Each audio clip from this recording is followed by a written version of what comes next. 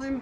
این حاله است که دشمنان اسلام در کشور عزیز ما افغانستان را وارد کردند به خاطر که خانواده های مسلمان را به طرف تباهی و به طرف دوزخ و عذاب قبر یعنی ببرند. و گپ رسیدین این را فهمیدین ان شاء الله نه؟ این را به خاطر دشمنان اسلام جور کرده که تا اینکه فرزندان مسلمان و دختران مسلمان و بچه های مسلمان هلاک شوند، به دوزخ بروند و در عذاب قبر مبتلا باشند. و بناهن به فرد مسلمان ضروری است که رستخواهی دشمن را، این دجال را از خانه خود بیرون بکنه. حتی این خریدن از نظر شریعت حرام است و در خانه گذاشتن از این حرام است. حتی این قرائت قرآن کریم تقریر از ناحیه تلویزیون گوش کردنش حرام است. بنان آنچه که حرام است خلاف اسلام است. به خاطر رضای پروردگارمان میزنیم، نه به خاطر شهرت طلبی و تکبری. الله اکبر.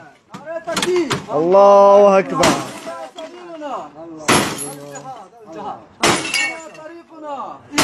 دشمن هست، این را دشمنان اسلام جور کرده به خاطر تباهی مردان مسلمان و زنان مسلمان و مردان مسلمان را نمیگذارد که به سوی مسجد برود. بنابراین ما مسلمان های را خلاف میکنیم تا اینکه برادران مسلمان ما، خواهران ما از شر